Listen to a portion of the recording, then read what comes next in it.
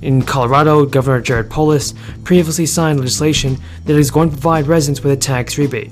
The state's Department of Revenue announced in an official statement that the governor signed a new law to give Coloradans a tax rebate of $750 for individual filers and $1,500 for joint filers this summer. This law will provide immediate relief to Coloradans by sending you a check this summer instead of spring 2023. The Colorado Department of Revenue is working hard to make sure that residents get the right tax refund as soon as possible.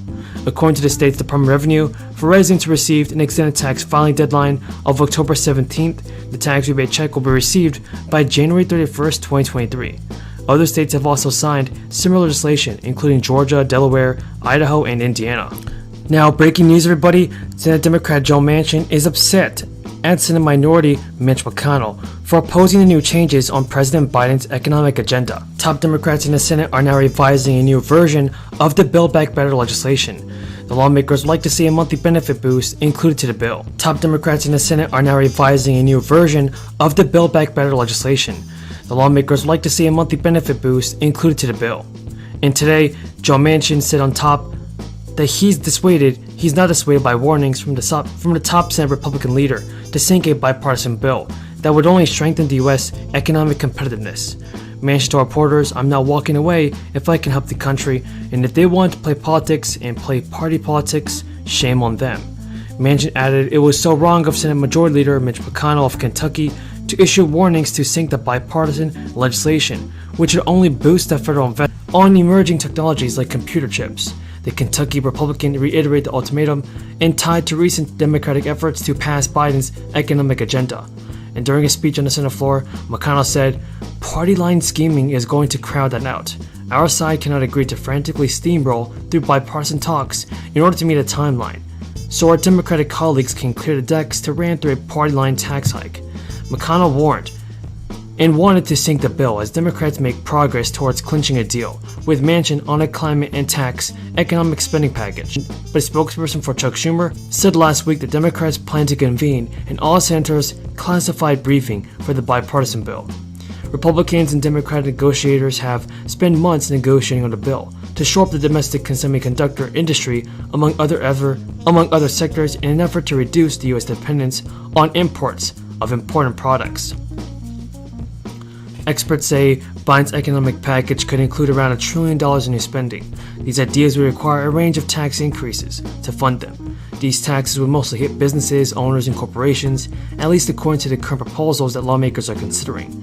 And Sam Runyon, Manchin's communications director, told Yahoo News in a statement that Senator Manchin insists that any final deal addresses inflation. Pinch of inflation, and all Americans are feeling this hurt. And just recently, I've heard stories about folks that are actually taking their goods, their jewelry, their electronics to pawn shops so they can get additional money to pay for gas.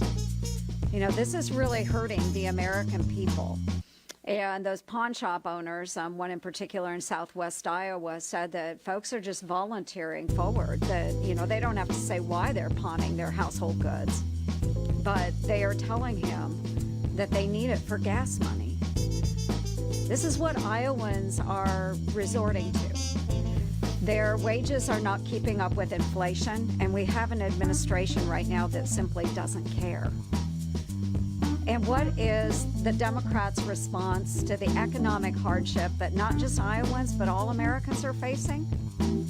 Is to raise taxes on them. They're pushing this reckless tax and spend bill all over again. Let's hike up taxes as we're facing a potential recession. Early 1980s. Food costs are up more than 10%. Energy costs are up more than 40%. The cost of the fuel that drives us to work, delivers our goods, drives our economy, are all up over 60%. These are staggeringly bad numbers, and they were fueled directly by the reckless spending spree that Democrats ran through on party line just last year. Remember, right before the $2 trillion spending spree, President Biden said, quote, "The biggest risk is not going too big.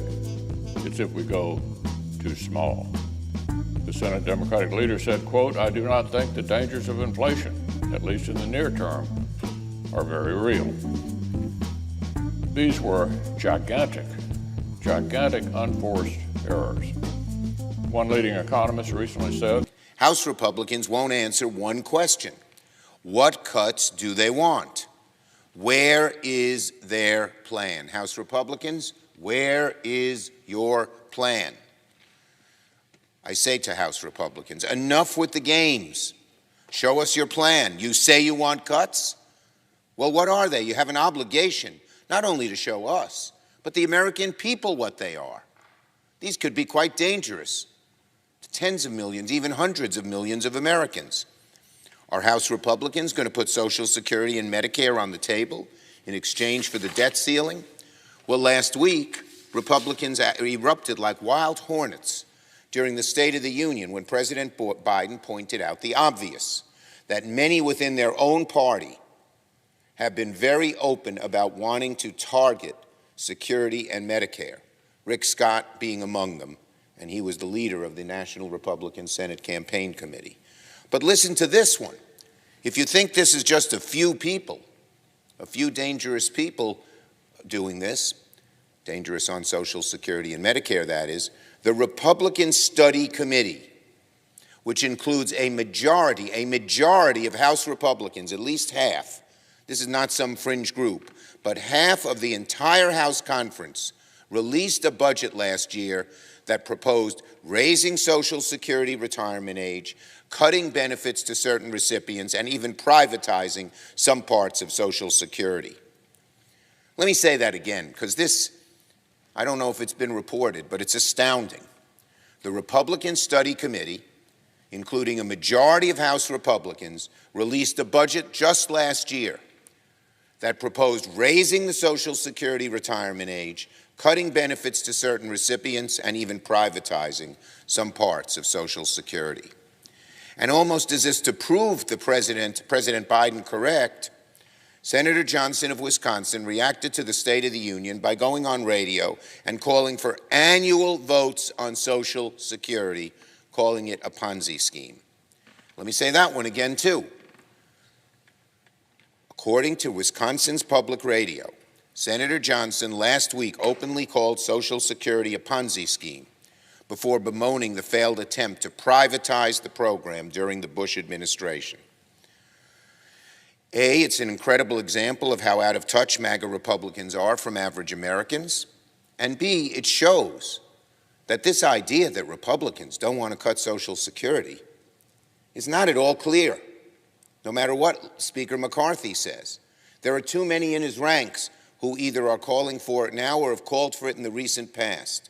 We Democrats are not going to stop fighting until this plan, bubbling up in Republican quarters, even